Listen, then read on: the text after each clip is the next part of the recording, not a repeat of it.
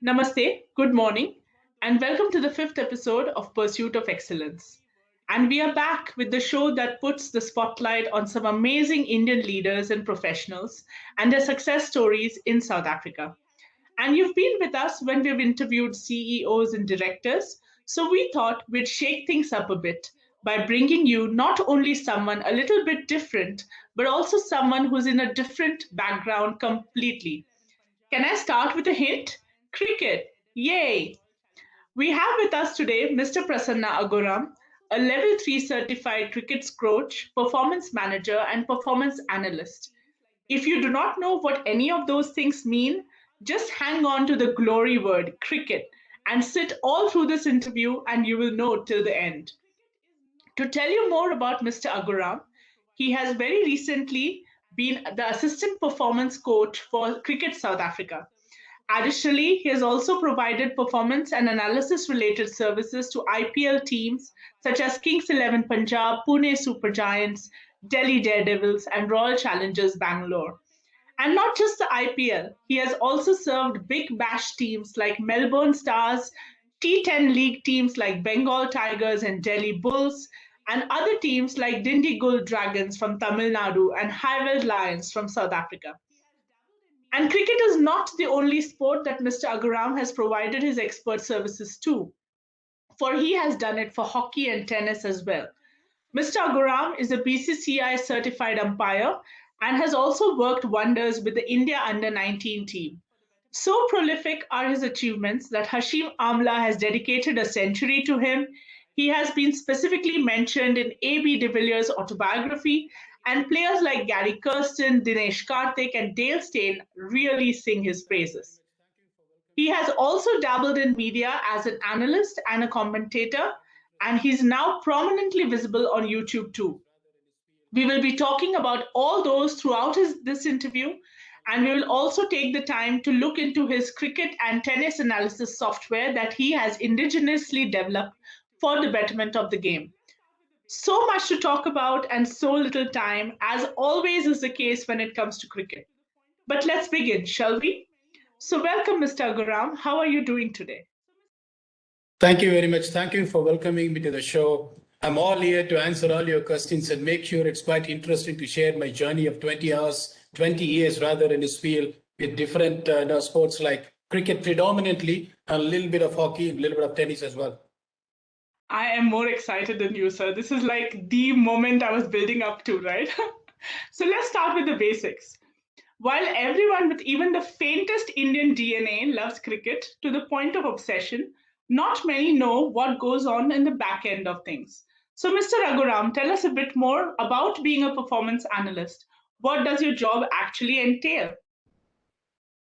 Look, it is very simple. People might think that they'll be asking a lot of questions. What is this guy sitting in front of the laptop and watching it all the time? It doesn't end there. Before the start of the particular series, there should be a strategy meeting to be run, how to decode your opposition batsmen, bowlers, how to really change your style of play based on the ground conditions, how to really break the pattern of opposition batsmen and bowlers. You run this strategic meeting probably a week before when we assemble for a camp to prepare for a series. And then we practice accordingly. For example, what length James Anderson is going to bowl to you. How do you make your adjustments to be successful against James Anderson? So these are the things that will be going on in the nets when we discuss about it 7 days before we start our camp. And then all the hard work will be put on the 7 days, monitoring very clearly where your players are ready to face the uphill task against all the opponents, because there is too much of demands in the international cricket. It's not easy international cricket. The standards are too high, too high. When the match is going on, so I've developed a software where you can see there will be two laptops functioning simultaneously. One of the laptops, I'll be coding all the parameters, who's the bowler, who's the batsman, what length is he bowling, whether it's getting swing, or what is the batsman's point of impact, where the ball hit, which area the ball is hit, who's the fielder. So based on that, for example, the second laptop, you can see everything within a second what I'm doing there. So if I'm going to draw a plan against Sachin Tendulkar, when I said this is going to be the length, this is going to be the line you have to bowl, this is the field you have got to set. After 20 balls Sachin Tendulkar plays, there is going to be a green mark or red mark on the name of Sachin Tendulkar. If it is a green mark, the software is going to say, look, the players and the team are really going through the plans well. If it is a red mark, you click on the button, it's going to say, where are we erroring as a team? Whether it's an error when it comes to executing the line or the length or the type of the delivery, why is Sachin Tendulkar scoring runs against us?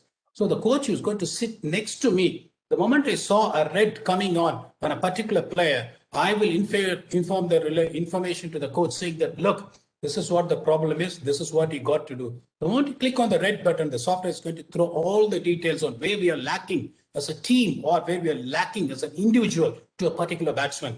Then the coach will run down to the ground and say that, look, this is what we are doing. This is what we have discussed. So please try and change your plans. So this is what is going to happen during the game.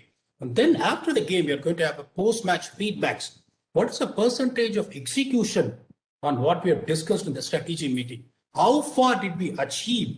Nevertheless, of whether we win the game by a margin or lose the game, no matter what is the areas of improvement we can concentrate on individuals as well as a team? So this is the amount of work that goes, particularly for a series. Pre-match preparation, during the match, relaying the information, and post-match feedbacks.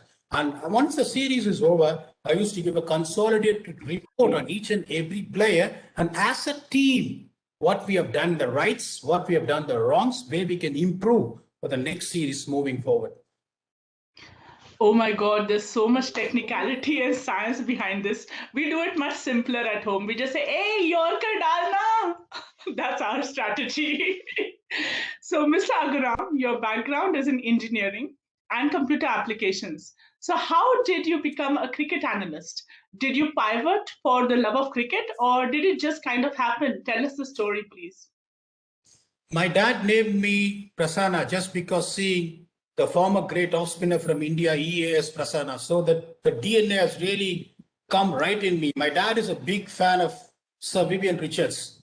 So at the age of 7, I also fallen in love watching the batting of Vivian Richards. So when I started playing, when I played for my province under 19 level, look, it is very simple. Even I'm asking you a question. Even if you might have taken the bat and hit a few shots, you'll be dreaming about playing for Proteas women's team. If you say no, I'm sorry, something is wrong with you. So even I dreamt for playing for India. To be honest with you, there are a lot of good players with more skills than me. So I couldn't overtake them. I could honestly accept there are better players than me. I can't progress more than the province level in under 19. But the passion was in there. I just want to be a part of the sporting world, cricketing world. Then I quit cricket at the age of 23 and became a qualified umpire in BCCI, dreaming about, walking into Eden Gardens, walking into Newlands, walking into Sydney Cricket Ground. But unfortunately, that also didn't progress. Then I was a very good student. I can tell you, I finished my engineering in electronics and telecommunication, and I did my postgraduate in computer applications. I was really starving to see how I can really get onto it because my passion is not really taking me any forward as a player or as an umpire for reasons only which I can't disclose. So then when I saw in a newspaper in 2001, that Indian team, the head coach John Wright, that time was sitting in a software company to develop a software which is really going to help decode the strengths and weaknesses of opponents. Then I thought, look, I'm extremely good at software programming, extremely good at academics, and I got a little bit of a cricketing knowledge as well. Why don't I try and make a marriage out of this? Then I started developing a software of my own, putting whatever little I know about cricket on my software programming skills. And then I got a software program together and I showcased it to the National Cricket Academy in Bangalore. Those days, I can honestly tell you, when I started this in 2001 and 2002, there is absolutely no idea about what is video analysis. There is absolutely no idea about what is performance analysis. When I used to take my laptop or my handycams for a match to do the match analysis, people used to see me whether I'm coming from a different planet. What exactly is he going to do with his laptop and handycam? Because cricket is going to be played on the field and runs has to be scored hard on the ground. So to prove people that there is a place for a laptop in the dressing room took its own time. Then I developed the software, I showcased to the National Cricket Academy. Then they appointed me as a technical head for the National Cricket Academy. So I quit my well-paid IT job to take a salary with the National Cricket Academy in BCCI in 2003, which is probably one-fourth of the salary what I was getting in software. But I didn't complain at all because I want to achieve something. For me, life is all about living it with your passion. Money is not everything in life, but I'm enjoying every day what I'm doing right now. I don't think money would have given me that. So this is how exactly the journey started, where I stepped onto the field of performance analysis. Wow, that is such an inspiring story. You figured out a way to get on that field one way or another. So, how did you join Cricket South Africa, sir? I'm pretty sure that's an interesting story as well. So, please tell us more about how did you get your SA opportunity? I should really thank the Indian Premier League for that. After 2007, I was called to work for the Indian hockey team. The coach was so fond of me. He said that, look, come work with us. 2008, there is a Olympics in China. We want Indian team to win a medal in hockey. Come and work with us. So I worked with him for 2 years.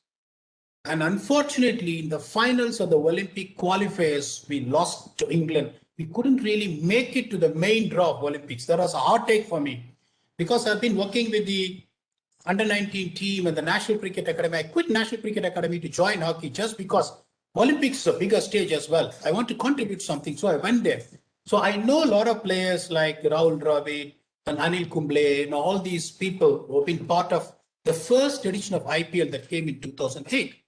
So I all of a sudden got a call from the Royal Challengers management saying that, look, your name has been recommended to do a job as a performance analyst. Could you join us? And then I was under kind of a depression mode because we didn't make it to the Olympics main. I thought that I don't have any energy to really stick back to hockey, to wait for another 4 years to go for another Olympics. I said, okay, I'll get back to cricket. So that 1.5 whatever break I took when I was working for hockey, came back for the Royal Challengers Bangalore. And luckily, in our Royal Challengers Bangalore, there was Jack Ellis, there was Dale Steyn, there was Mark Boucher, I can say, pillars of South African cricket at that time. And in 2009, Royal Challengers Bangalore hired a coach, Ray Jennings, who has a record for his own. South Africa has won one World Cup in under 19 in 2014 in Dubai. That was influenced by this legendary coach, Ray Jennings. So that is where people from South Africa closely watched me working.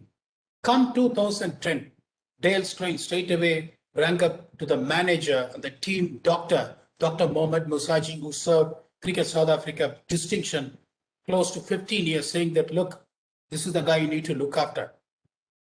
Then luckily what happened in 2010, we had a Champions League that happened in South Africa.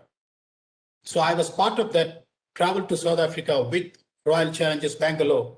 That time, Mr. Corey Wamsdale was a head coach for Cricket South Africa. Ray Jennings called him and said, please, this man is here. Spend him some 30 minutes with him and see what he can offer. He's very good at what he's doing. So Mr. Corey Wamsdale came all the way from Pretoria to Johannesburg, and I gave him a presentation saying that this is what I can do. Then he told me, okay, we will take into consideration. I'm really, really impressed. I will put a word forward to Cricket South Africa and see what happens. And 3 months, 4 months, 5 months gone, there is absolutely nothing I heard from them. 5 months later, there was an ICC awards function in Bangalore where I reside. And Ashin Namla won the ICC Cricketer of the Year award. So unfortunately, he couldn't travel. The manager of the team, Dr. Musaji, was there on behalf of him to collect the award. All of a sudden, I get a mail from him saying that, can you please come and meet me in the hotel where we are? I went to him and I showed the presentation for 10 minutes. He closed the laptop. I was so disappointed, thinking that he's not happy with what I was showing. He told me, look, in 13 days, we are playing Zimbabwe. This is in 2010, October. Okay, what I'll do is I'm going to call Cricket South Africa right now. They're going to fax you the appointment order right now. We want you. All of a sudden, I believe that my head is rotating 360 degrees. I couldn't believe what he was saying. I said, can you please repeat what you're saying? He asked me, are you deaf? I said, probably I have that feeling because I can't hear what you're saying. He said, we are going to appoint you. In 13 days, there is a series against Zimbabwe. You will get your offer letter in 2 hours' time. You'll try and get your visa. In 6th day from now, you're going to land up in Johannesburg. But I took a while and replied him saying, said, doctor, when I come with full preparation. I don't think this 13 days running out for visa and all these things will have enough time to prepare against Zimbabwe. I see there is a series South Africa is pitted to play against Pakistan in UAE that is coming in 4 weeks' time. Please, if you can give me a chance for me to be a part of it, I can really come and showcase what I can do rather than come half prepared. He said, I like your honesty. No problem. I can tell you, the moment he said that, within 2 hours, I was sitting with him having a meal. There was a fax. He gave the offer letter to me. And he told me one thing, look, this is going to be a probation. I can't give you a full-time contract. I'll give you a probation until 2011 World Cup, which is going to happen in India. And you coming from India, working with a lot of IPL teams, you'll have a lot of clarity about the conditions and all these things. Then I'll get a feedback from the coaches and captain. If they are happy with what you're offering to the team and the team's benefit, I'm going to give you a 2-year contract from there. So this is only a probation. Are you ready to accept it? Life is all about challenge. I said, no problem. I will take this contract, but I can challenge you. I'll be the first support staff you will recruit once my probation is over. He said that I like that confidence. So I had this glorious run of 11 continuous years. I should thank Palaborwa Express, Dale Stein. I have to thank Ray Jennings, who's my guru. And I have to thank Dr. Musaji, who's my godfather. Life is all about not forgetting people who have helped you in the past. I will be ever, ever grateful to these 3 people. This is how the journey started. That is so amazing. But before we proceed, one last tricky question. Did South Africa win against Pakistan that series? Pakistan has never beaten South Africa until now, until the was in charge. All right. South Africa is the only team not to have lost a series in any format in UAE. Is it clear? Yay, thank you. That's some bit of information for me to write down now. So you've been with Cricket South Africa, as you mentioned, since 2010, and that's quite a long time. So what has your experience been of South Africa, both in terms of living here and in terms of the cricket environment? I could only say one thing. When I came to South Africa, I never felt like I missed India. I never thought people in South Africa can be so kind, so warm, so welcome. I can now go to Kimberley. One of my friends will come to serve me roti, dal, and rice. So I can say I've got more friends in South Africa than where I'm living right now. So I can say what expectations I had when I came to South Africa that exceeded. Unfortunately, due to COVID and all these things, due to travel restrictions, I could not continue working with it. I can tell you, if you ask me how the experience has been, it has been awesome. I never had one argument in any of the player, one argument in any of the support staff, one argument with any of the CSA official. They looked after me like a baby. That's all I can tell. If I'm really going to have one complaint against the way I am looked after by people in general, by people in Cricket South Africa, by the players, by the management, I'm lying. I hate to lie. South Africa truly is a really, really warm place.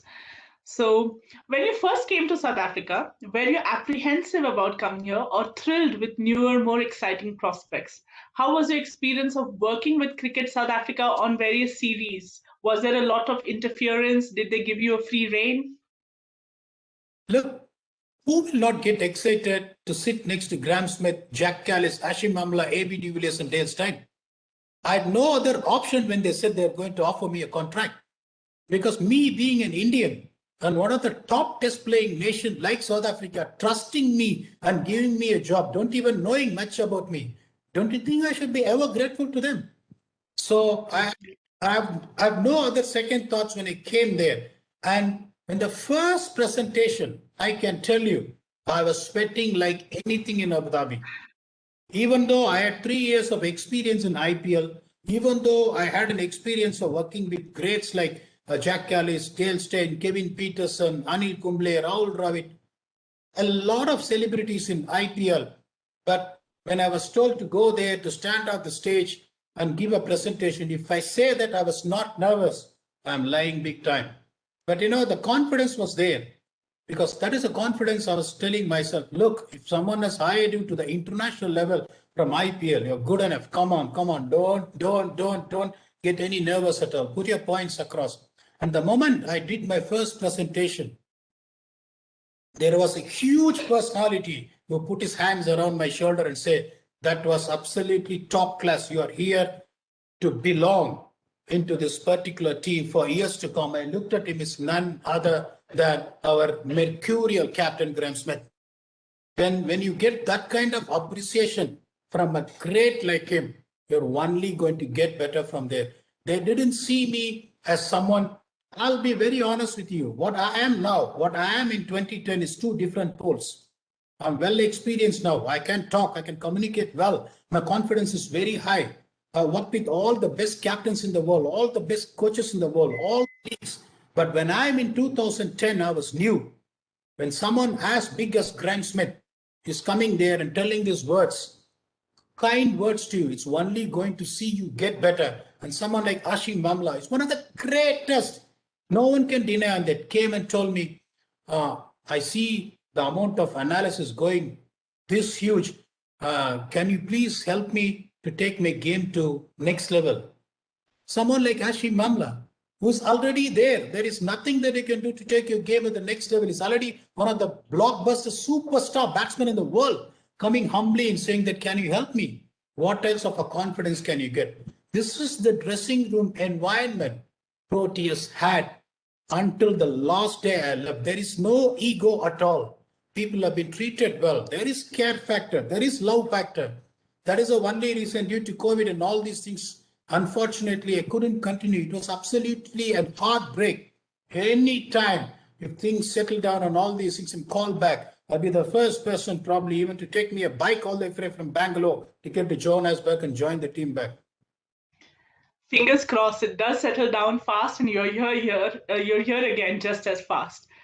So, how do you rate South Africa as a commercial cricket destination? Are people here just as passionate about their cricket just like they are in India?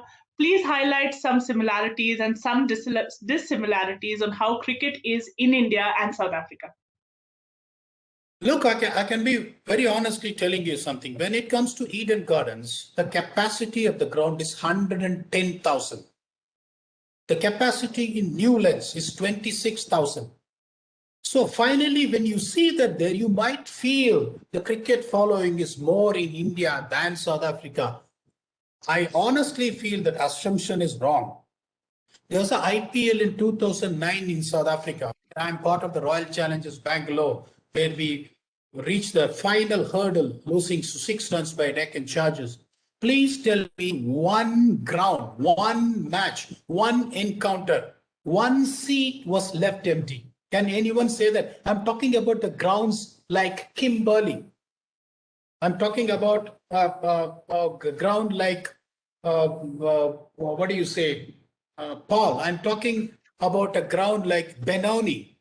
Tell me all these grounds. I'm not talking about Johannesburg, Durban and other things. There is not even one seat left. So that really shows the fan following in South Africa. And I am telling you again, I've been part of 11 glorious seasons with South Africa. You tell me during the Newlands test, in the Boxing Day test match, if there is any seat left in Cape Town, I would probably get 700 requests from people saying, can you organize tickets for me? It's not because people can't afford, it's because it's been sold out. That's the honesty I can tell you. Obviously, the cricket following in India a little bit more because of the opportunities. Just imagine, South Africa has got 6 franchises in domestic cricket, and India has got close to 30 or more franchises. You can see how much cricket is bigger in India.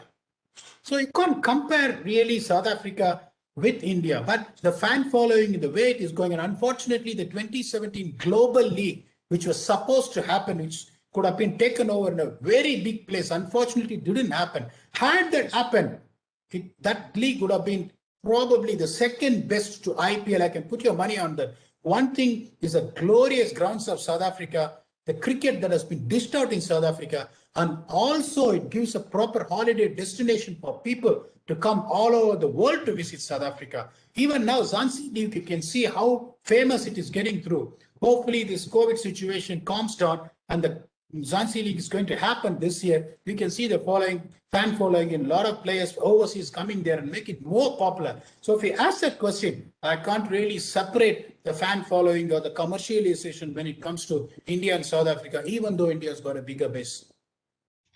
Wow, that puts things into perspective for a lot of us who think otherwise. So, tell us some of your most memorable moments as a cricket analyst from a strategic or tactical viewpoint. Any specific player or team story that you're particularly proud of? Look, when I was only 3 months old, I told you that my first assignment was 2010 in Abu Dhabi. And it's the first time I'm coming with the South African to play a home series that is against my own countrymen, that is India. And India is coming with a red hot form coached by the legendary Gary Kirsten. And there have been reports that's going on that India is going to upstage South Africa. For me, it is very simple. Once I put a Proteas jersey, I don't see who's there on the opponent. I don't care who the opponent is. I want my team to win. There is no nationality, there is no patriotism. My heart beats for the Proteas. So when India came, if you see the names, Virender Sehwag, Gautam Gambhir, Rahul Dravid, the great Sachin Tendulkar, VVS Lakshman, Mahendra Singh Dhoni, Zahir Khan, Harbhajan Singh, that looks like a gun sight from paper. We also had a good side. I'm not denying the fact that people have been telling that this is the time India is going to win. And there is a player called Virender Sehwag who's coming up with close to 1,200 runs in the calendar area, smashing everyone to every route to route. And then previously when South Africa toured India, he scored 1,100 in 4 sessions, all himself in Chennai. If you allow him to bat 2 hours, the test match is gone because that's how he decimates the bowlers. So when we got into the strategy meeting, I had an analysis on Virender Sehwag when I noticed that close to 242 runs has gone through third man. When the strategy meeting was going on, I told we need to have a third man as a catching position for him. And not many people really accepted the idea because they felt the third man is a defensive situation, particularly defensive position, particularly for test cricket. So few of the fast bowlers said that, no, we would rather want to have another slip. You say that he nicks a lot, then we have another slip. I said, look, he slashes hard. The ball goes a lot of times in the air in third man. It's going to be a catching position. I want the third man. Get the fielder from the leg side and put him on the third man. Not many people was ready to buy that idea. Graham Smith said, look, we have seen him now for 3 months. He comes up with stats. He comes up with his research. I'm going to try this for the first 6 overs. If it doesn't work out, I'm going to take it off. I'm going to have a third man first up. Few of them were not confident about it, but the captain, the great captain says, okay, fine. So we started the test match in Pretoria. So we won the toss, put India in the rain-affected day. The game started after tea. And we had Hashim Amla positioned at third man for Sehwag. First over, third ball. Sehwag slashes in test cricket. Very first over. The ball safely lands in the hands of Hashim Amla. Sehwag gets into history books. First batsman ever to get dismissed. Caught at third man. First over in test history. Oh. Dale Steyn pointed out saying that, okay, this wicket doesn't belong to me. When I finish my test career, how much of a wickets I get, this one wicket, I'm going to give credit to you. That is one of the most significant moments I could ever remember telling. And the second thing came again. I hope people in India is not getting offended. This is also against India. So when we went to the 2011 World Cup, which India eventually bulldozed everyone to win the World Cup, the only team which beat India is none other than Proteas. So when we went there, when we were playing in Nagpur, that is our 5th game, India was also playing red hot cricket. We were unbeaten as well. When we saw that the influence Zahir Khan was creating, where those days there is only one ball, there's no 2 white balls like this. So once the ball became so old, he's an exponent of reverse swing. So after 30 overs, really comes you and kills you off with his reverse swing. So I identify a pattern in which Zahir Khan was bowling. First 5 overs in power play. And then he bowls when particularly the batting from 30 to 35 overs, he bowls another 2 overs to get a break. Then he bowls come for another short spell in the batting power play. Those days they were batting power play. Then in the death overs. So I told Graham Smith only one thing. Look, the moment he bowls 5 overs, He will come back for a second spell close to 30th over to disrupt the middle order. The moment he comes on the 30th over, he finishes his short spell, enforce the batting power play. So Tony will bring him again for batting power play. By 36 overs, he'd have bowled close to 8 to 9 overs. So he won't have more than 1 or 2 overs to bowl the last 14 overs, which has been influential for India winning the game. We had to break that pattern so we can take on the other bowlers when we are batting. So we were set a target of 297. He bowled first 5 overs. Then he came back on the 31st over for 2 overs spell. That's 7 overs done. The 33rd over. The moment he finished his 2 overs, then we saw he's not going to bowl. Immediately the batsman inside called for a power play. He was forced to come for another 2 overs. By 35 overs, he has bowled 9 overs. So the last 15 overs where we needed 107 to win, he's got only 1 over to bowl, which they penultimately used only in the 49th over, which went for an advantage for us. We couldn't bowl the last over where 13 runs were required. For Ashish Nehra bowl, Robin Peterson was strike, hitting for a boundary, hitting for a 6, and we won. Even though we didn't went on to win the World Cup, at least we have some satisfaction. The team which just bulldozed every other team to win a World Cup, we can proudly say that we are the only team to beat India in the 2011 World Cup. If you ask me, these are the 2 glorious moments I should always remember. Wow, totally mind-boggling. It's all about the strategy. Now we're getting the point of it all. So let's separate what you do during a match and after match to understand a little bit better. You mentioned it in the first question as well, but I would like you to elaborate. What are the things that you do, analyze, or decipher during an ongoing match? And what about a series, as in a post match, but during an ongoing series? Are there strategic changes that you make after seeing one match go down? Look, it is very simple. As I said, that when I'm during the game, I have a monitor software, what I've written to see where things are going in terms of batting, bowling, or field positions, which I can immediately relate to the coach so that the coach can go there and makes the necessary changes that is needed really for us to come up or stick to the plans, what we decide. It is too early to decide after one match. Look, we have been part of many glorious winning series. We've been part of a few losses as well. I can proudly say that during the 11 years, we didn't lose much at all. I can tell you that very, very honestly. Our record has been spectacular, be it home or away. We have always challenged teams home and away. So the moment, I'll take you to an example. When we went to Australia in 2012, we went to England and we beat a star-studded England team to become number 1 in the world for the first time. We got the mace from England. And then the challenge is again, we had to go to Australia and beat Australia to retain the number 1 ranking. The first match when we played against Australia in Brisbane, Michael Clarke scored a blistering double under.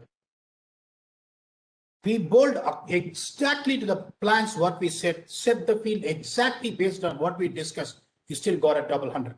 That is the beauty of the game. So I cannot be critical on just because of Michael Clarke getting a double 100. I need to analyze, did we go wrong when it comes to our plans? If the answer is yes, probably then I can see, look, this is where it is done. And another thing, when I set the plans, the criteria is to match 65% of plan execution. If you are 100 out of 100, the opponent team is going to get bowled out for 50 every single game. That's not cricket. We are human beings. So 65%, I take it as a success. So we have executed the plans. He's got a double 100. He said, okay, fine.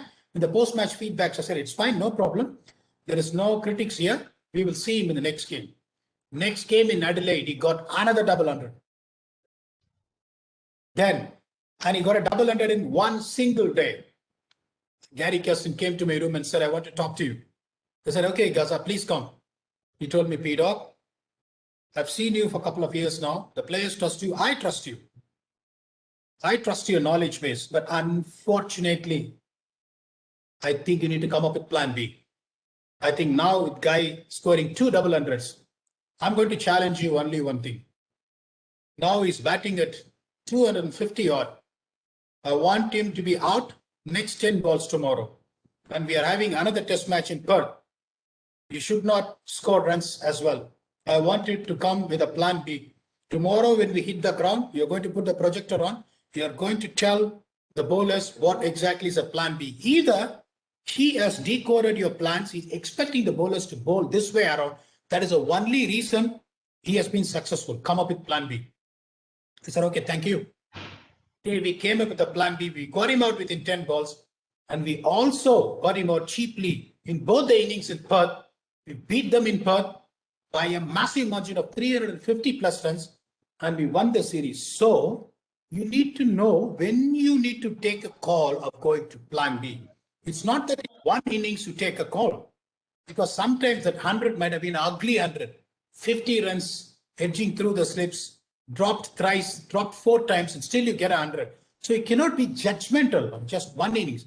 You need to give a thought to see really either your plans are failing because the opponents have clearly decoded your plans. Then you accept it in the right spirits and then come up with a plan B to make sure the team benefits. So this is how the thinking goes during the match, before the match, after the match. Wow, that was so detailed. I actually lived through that match with you just now. Um, and how do players take your advice? Do you route your advice through a coach, or you directly share it with a player, a specific player, or do you share it with a team in a team meeting? Look, it is very simple. It is all about gaining the trust of the head coach. The moment you gain the trust of the head coach is going to say, okay, guys, go and see P-Dog on your own convenient time and get all the inputs. Because once you run a strategic meeting, now I spoke about clock, now I spoke about Virendra Sehwag, that one player is taking 7 minutes. So we're going to analyze the 15 members about the ground conditions, about breaking the pattern of opponent batting and bowling. The meeting is going to run for 3 hours. Nowhere in the world you can have a meeting 3 hours close to and entertain the players. They may feel tired. So you need to conduct the meetings as short as possible. And I always try and entertain players on one-on-one basis. The second thing is, when I did my level 3 certification coaching, none other than from Cricket South Africa, the trust is that this man has some cricketing knowledge. So we can guide the players straight away to him rather than the coach sitting. The coach has got 1,500 jobs to do. He's going to go for a media press release, sitting with the selectors, running around, going there, here and there, going there and watching the pitch and talk to the groundsman about the ground facilities and all these things. If he's going to sit with all the players, monitoring what I'm talking to the players, he has to work 27 hours a day, 24 hours. So that is one thing I will take the burdens of the coach, saying that, look, leave it to me. When it comes to strategy, when it comes to technique, when it comes to tactical, when it comes to planning, I will talk with the players and take all your burdens. You concentrate on your work to make sure that everything goes on smooth. If something I feel I really cannot have an answer, then I'll come to you. It's all the trust basis. The coach will say, okay, Pirog, you go on, you carry on. So this is how it works. The first thing is to win the trust of the coach, which I've always won. And all the coaches, right from the time, Corey Wonzel to Boucher, whom I worked with, they've always been kind to me. They've always respected me. That's amazing. You mentioned the word P dog a couple of times. And before we proceed to the next question, why don't you tell our viewers your fond memory story about this particular name? Look, it is very simple. This name is given by our strength and conditioning coach, Rob Walter. See, normally you'll say in the morning you come there, you greet people saying, how are you, big dog? So that has been a trend where we talk to people.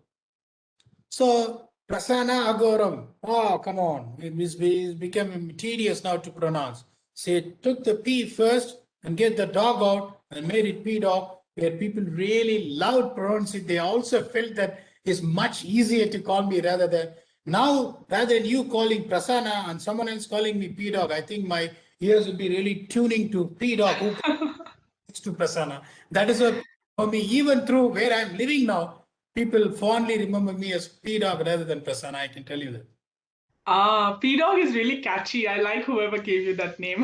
That was amazing. Um, you've played active roles in various places, be it Cricket South Africa for over a decade. You've been with IPL teams. You have even been with the under 19 team. So, can you shed some light for all of us who are really excited to know about this? What are the difference in working styles at all of these different places? Because obviously IPL has a bigger budget, So a lot of things must be changing. So what are the differences?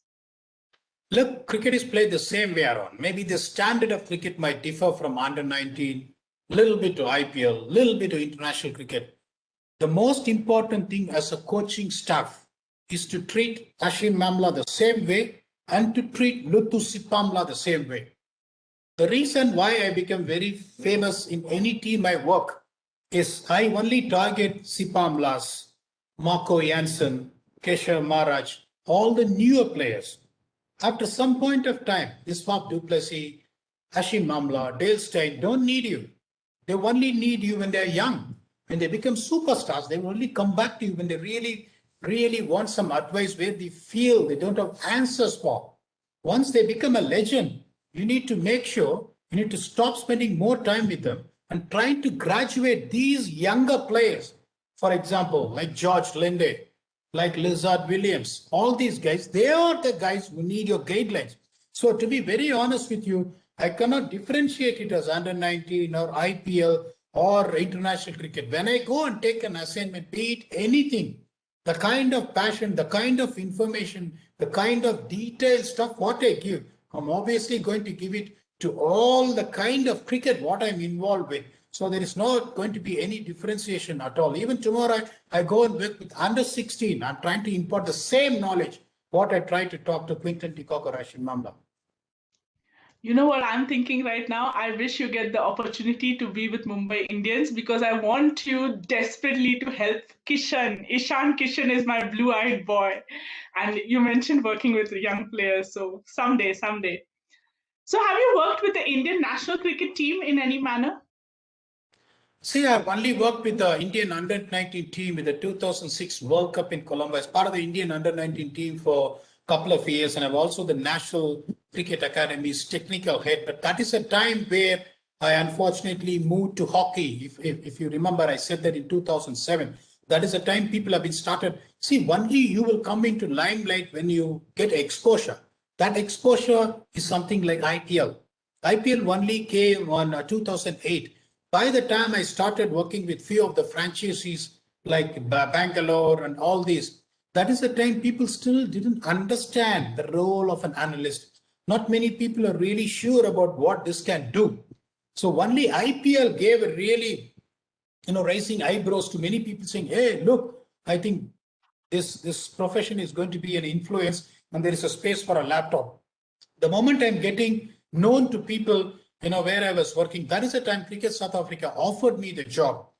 So the moment I took Cricket South Africa job, I don't want to mention teams. There are many international teams who wants to hire me, but the first offer came from Cricket South Africa.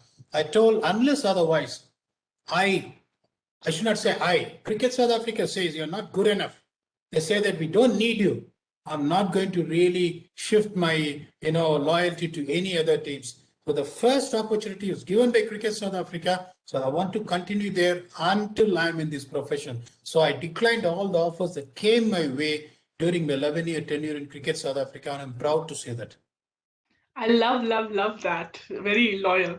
So, one question that keeps coming up, even though now we know what's the role of a cricket analyst, we do also want to know: do you make recommendations or do you influence the selection process when it comes to the playing 11 in any way? Or and if you do you what on what basis or what criteria do you judge the players under It is consideration? it is very simple. I would rather take the influence part out and I would rather add recommendation into it. That is why I said people in South Africa has got no ego. People in South Africa are well cultured. People in South Africa are lovable. So they will involve me in all selections meeting. They'll say, do you really feel I've got these players in my pipeline? What do you think? What is your recommendation on these guys? I can tell you a classical story of the emergence of your Durban boy Keshav Maharaj. I can proudly say there are three guys who have been influential who made it, to the national team. That is Keshav Maharaj, that is Rasi Vanda Dusen, and Duvan Olifia. So I'm someone who's got loads of data, statistics, and all this. I can break it down to say that why these guys will be really influential in the team. And the selectors that time I had Linda Zerni from Durban. He is a 24 karat gold. Hussein Manak, again the same. And then we have got Errol Stewart, again the same. And unfortunately, the guy Lux, who recently passed away, one of the selectors, they've got absolutely zero ego in listening in what I'm saying. And again, in the same way, someone like Russell Domingo, he will fondly come on as Peter. This is what the playing 11 we are planning. Do you have any thoughts? So I'm allowed to give my thoughts. I'm an informer to the police. I can't take decisions. But even then, when people are coming there, calling me and asking that this can be done, this can be done. So, okay, promote this guy to open the batting, promote this guy to open the bowling, and all these things. They have a facts. You cannot expect them to take all the suggestions. You should be open-minded as well. It's not that you run the team. You give a suggestion to them and leave it to the people to decide what to take and what to trash. Most of the times they've listened to me. So the selectors, the coaches have been absolutely kind to me. So I will always give my recommendations and keep quiet. Love that. So now this next question is on two parts. One is from an analyst perspective and one is from a player perspective. For people who aspire to be who you are, what is the career path to becoming a cricket coach or an analyst? Look, it is very simple. You might laugh if I say that. If first you want to become an analyst, what I did after I did my post graduation in computer applications, I did my quarantine in 1999. I locked myself in a house only for 2 years and I watched cricket for 2 years, non-stop, non-stop. People are talking about quarantine now. I'm telling about my quarantine. The first thing what you learn in cricket is to watch cricket. That's the most important thing. Endless amount of watching, endless amount of research. That is the reason now, after I quit from Cricket South Africa, I've been conducting workshops. Not many people have an idea when you are sitting in the dressing room of an IPL team or a global league team or an international team. Not many people know what is the parameters, what is that is needed for you to present in the dressing room for the players, for the coaches. They don't really know. That is why I'm bringing my 20 years experience conducting workshops worldwide. Worldwide, I did one workshop containing candidates from 40, close to 40 countries in March. I'm doing one in June as well. And I'm keeping it open to all for all the countries to participate. My only thing is to make sure when I started my career in 2002, it took me 8 years to get into international team because I had no idea what is needed to influence the team dressing room. Slowly working with the franchisee cricket, India under 19 team, then with IPL, then I slowly gained and I came to know what is needed. So now these days when I go work with the Proteus team, the coach will send a message. Strategy meeting with PDOC at 10 a.m. batsman, 11 a.m. bowlers. That is it. No coach will even come and say, I want to see what you have done. Because they knew that, okay, this guy knows what to talk, this guy knows what to present. So not many people who want to become an aspiring analyst really know what is that is needed to present in the dressing room, in a strategy meeting. So that is the reason. The first thing is to watch cricket tirelessly. And the second thing is, this is not a 9 to 5 p.m. job. Tabrez Shamsi will call me at 1 a.m. in the morning to say, can I come to have your advice for the game tomorrow? Because he feels at 1 a.m. is where his mind is set to free to listen to me. I cannot tell him that I'll sleep at 1 a.m. This is a 24/7 work. If you say that 9 to 5 p.m. I'm closing my laptop at 5 p.m., don't even think about becoming an analyst. You cannot become an analyst. If anyone is, that is why manager will say, 10 o'clock, you're going to close your shop. You're not going to entertain anyone. Without his knowledge, Tabrez Shamsi will peek into my room at 1 a.m. I'll prepare him a hot masala tea to make sure that he's fresh. He'll sit with me from 1 a.m. and 2 a.m. Then he'll go, I'll say, I'm fine now. So you have to make sure you're flexible round the clock from people. That is where you'll be respected. It's not a 9 to 5 p.m. job. That's really valuable advice. You mentioned two steps. I'll add a third one. His workshop, guys. If you want to become a cricket analyst, you've got to attend and enroll his workshop. Part two of the same question. Many youngsters in India wish to take up cricket as a career option. have any advice, not for the kids, but for the young parents of such kids, especially those who love to support their kids despite all difficulties? Cricket, I should say, rather than sport, cricket is a number one business in India. And I don't think that anyone can really deny it. You can make a career as a qualified umpire. I'm a qualified umpire and I can officiate matches now. Tomorrow, if I lose a job, I don't have any earnings. With my expertise, I can start doing umpiring and I can still make a living. Now I'm a level 3 certified coach. I still do some online coaching for people all over the world. So there are plenty of things you can do when it comes to cricket. It's not only, as you said, that I wanted to become a player, I couldn't achieve. Now I'm privileged to share my experiences with you, as not as a player, as someone else, achieving a little thing, if not big, something. So I would always say, no, there is a spark in everything you do, or if you go the right way around.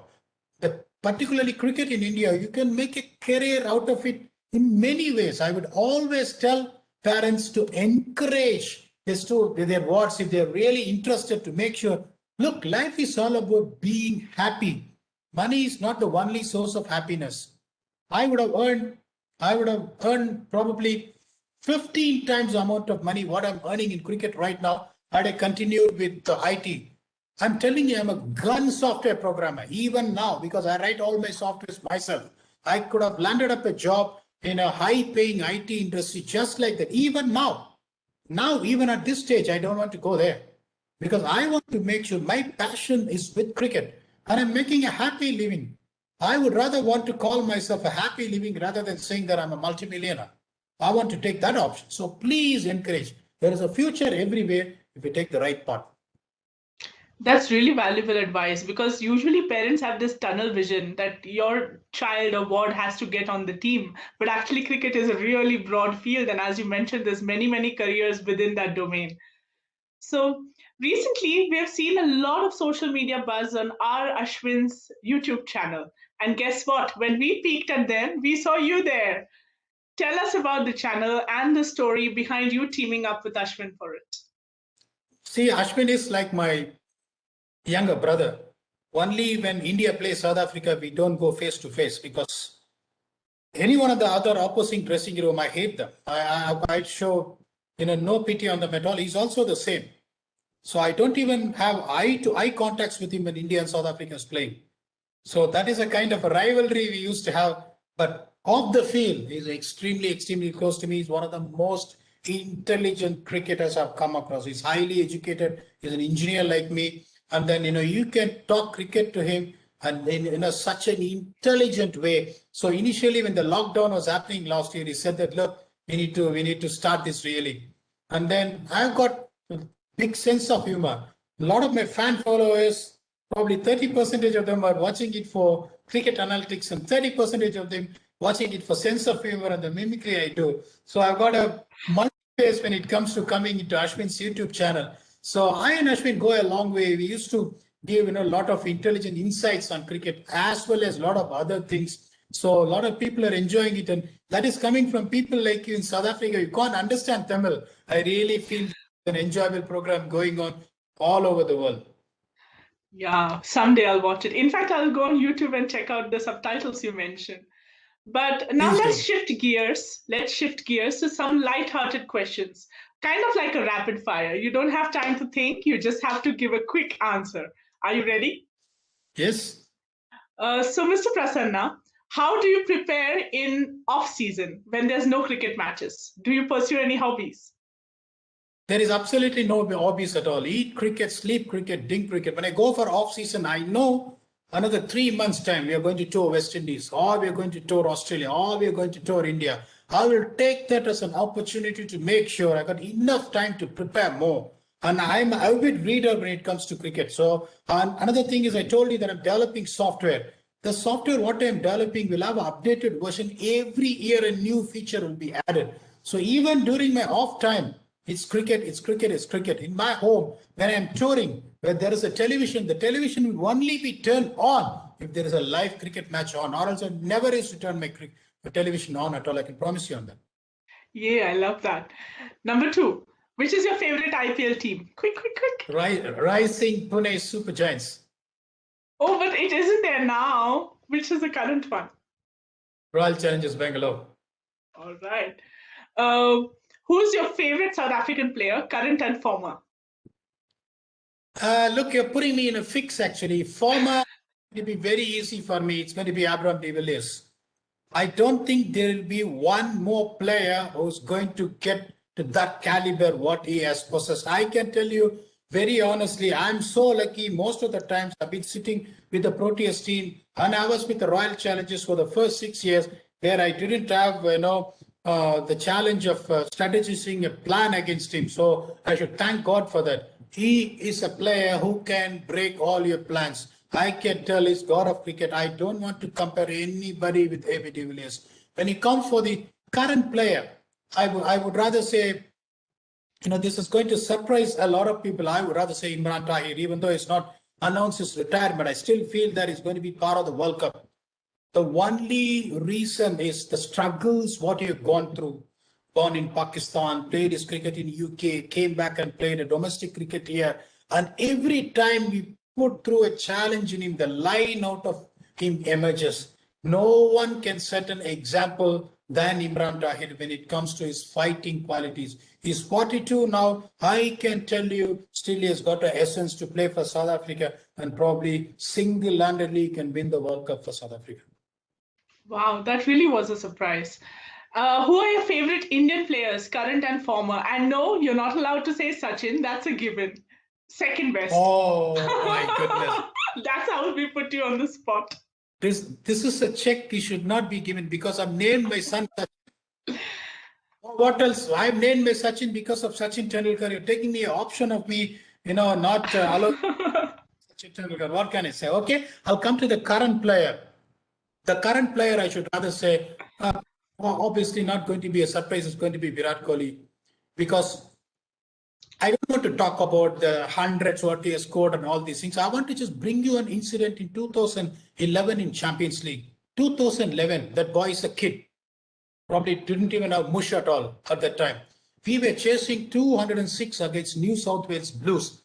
In the Champions League semi-finals, we are chasing 206. The match was getting slightly here and there. 206, and they got a bowling attack of Stuart Clark, Nathan Lyon, Mitchell Starc, the entire Australian team. The batting, when it comes to Shane Watson and David Warner, it's close to Australian team.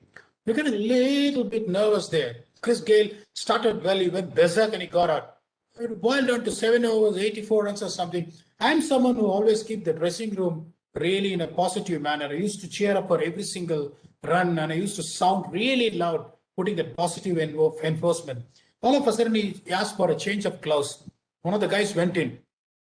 He told the guy who ran up with the towel, look, tell all the support staff to keep quiet. I'm going to do this all alone. The game will be over in the last over. I don't want anybody to panic. Tell them to make travel arrangements for tomorrow to go to Chennai. We are playing the finals. Tell everybody to be quiet. The game will be over in the last over. He finished the game in the last over.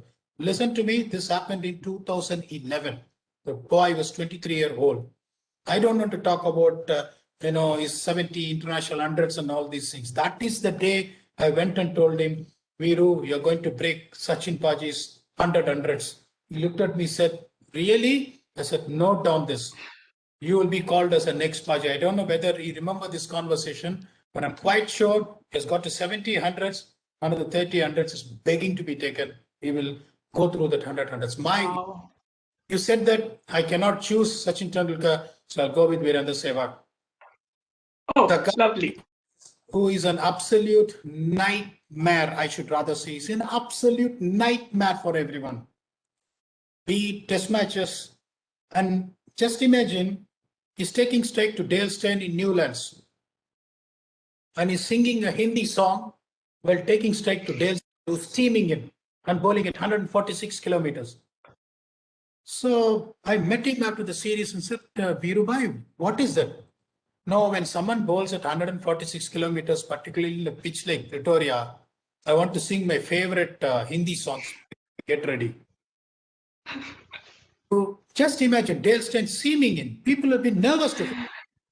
Dale Steyn in 2010, my goodness me, I'm telling you, I will be scared to stand beside the nets the way the ball is hitting the nets at that speed and the intensity with Dale Steyn bowls. Sehwag is a player who showed T20 cricket, ODI cricket, and Test cricket can be played the same way and he can succeed. He's an all-time great. So I can really say that it's not a tough choice for me when you said that you blocked the Sachin Tendulkar choice. Not a bad choice for me to go for Virendra Sehwag. Yeah, I love that. Now, let me tell you why I blocked Sachin in the last question, because the next question is pick one player to be your all time greatest cricketer. And I want you to clash between your two favorites that I already know of. Now, There pick is one. only there is only one cricketer who cannot be compared to any generation, Isaac Vivian Alexander Richards.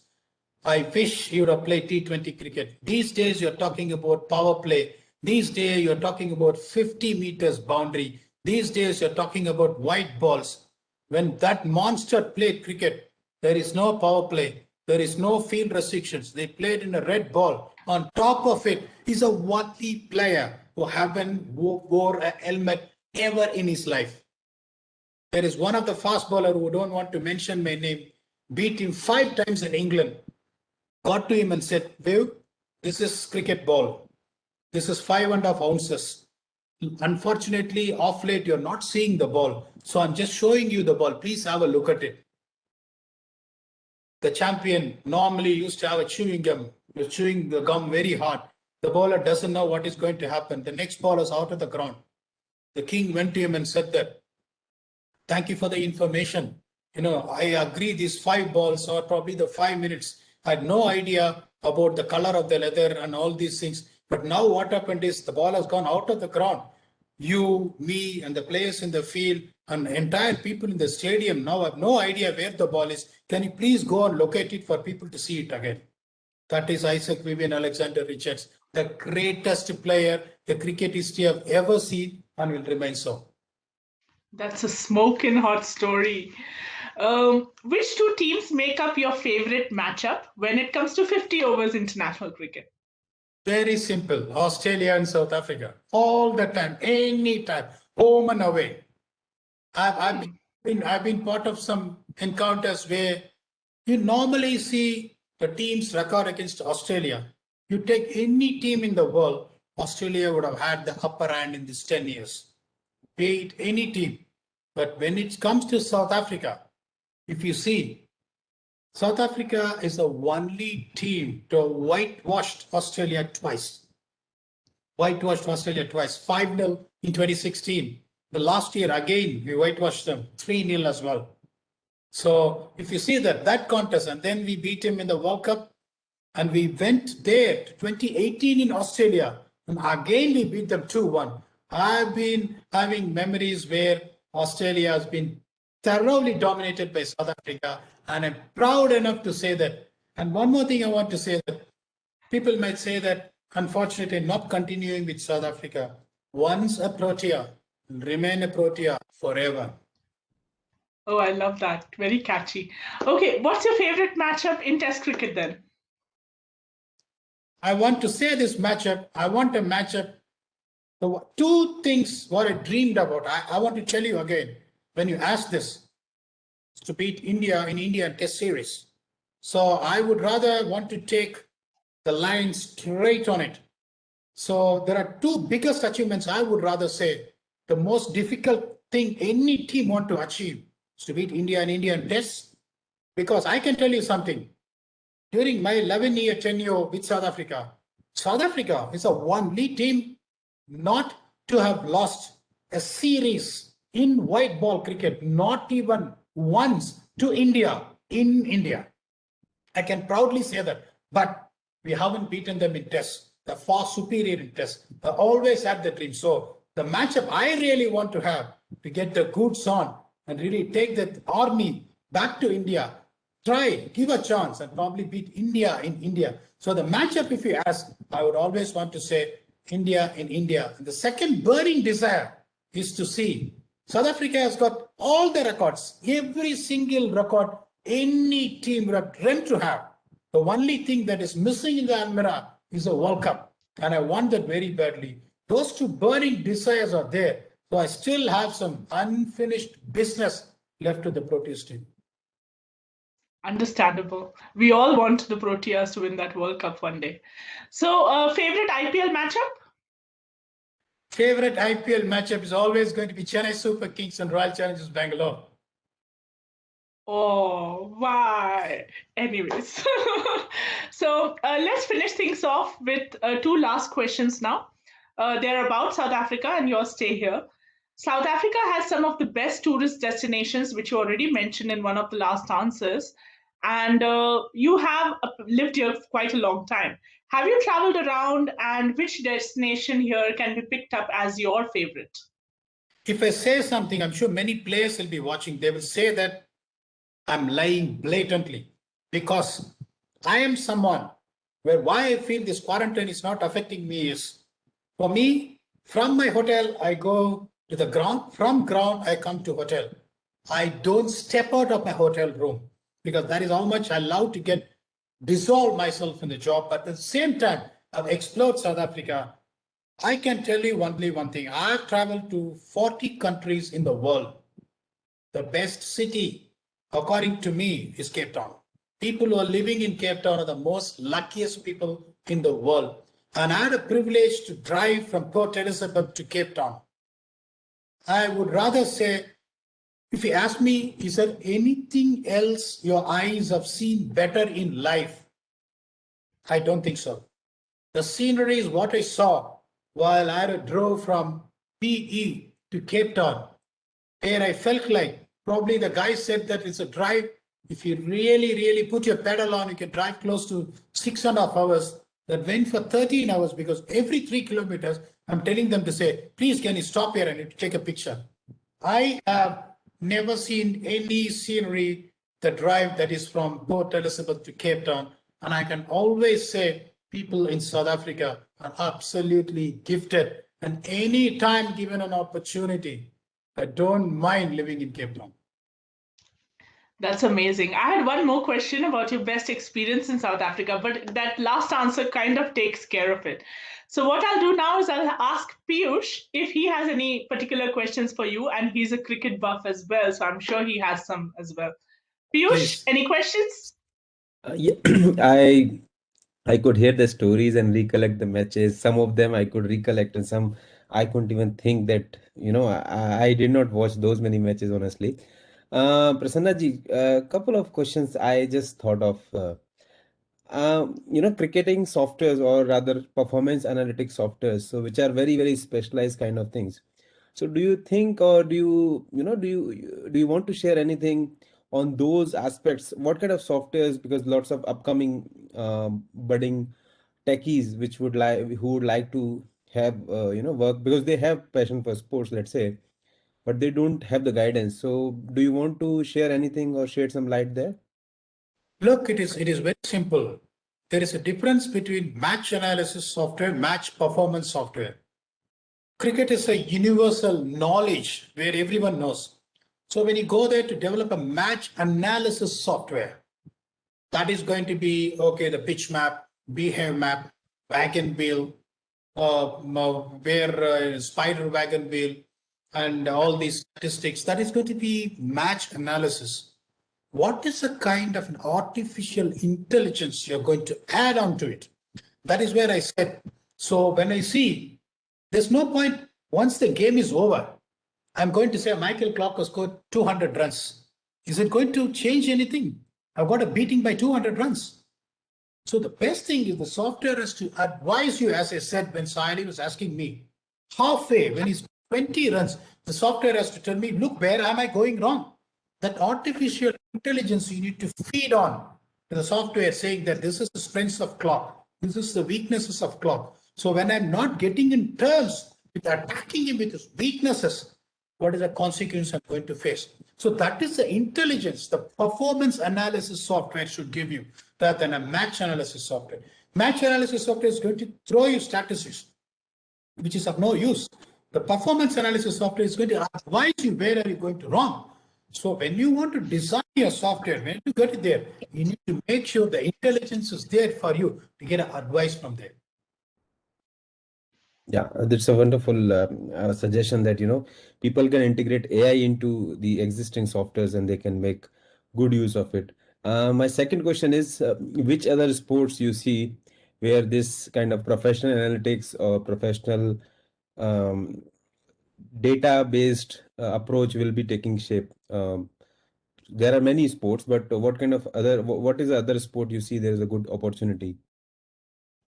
So now science is driving sports. If I say that it's only cricket, I'm lying. I worked with hockey. It's a most difficult game really to do match analysis. You have to follow the ball with one of your hands with a camera. The other thing you need to really tag 22 people running at the same time. It's not like cricket. It's difficult. Third thing, you need to take a walkie-talkie to relay the information to the coaches saying, oh, there's a problem with the midfield. Oh, the problem with the defense. So when it comes to tennis, it's morely as individual based, where it becomes even more easier. Cricket, it is very simple. Dale Steyn has to bowl an outswinger, particularly on the 6 meters length. Sehwag has to nick it. It has to go straight to third man. Amla has to catch it. The last parameter where Amla drops it, Sehwag scores a double hundred. Your plan will become zero. So each and every sport you see, rugby has got its own software. Soccer has got its own software. Boxing has got its own software. I can decode and tell you when Mike Tyson is going to hit you on your jaw, when Mike Tyson is going to hit you on your chin. How does he set these guys up? What did he do to knock the guys within 2 minutes, 3 minutes early on in his career?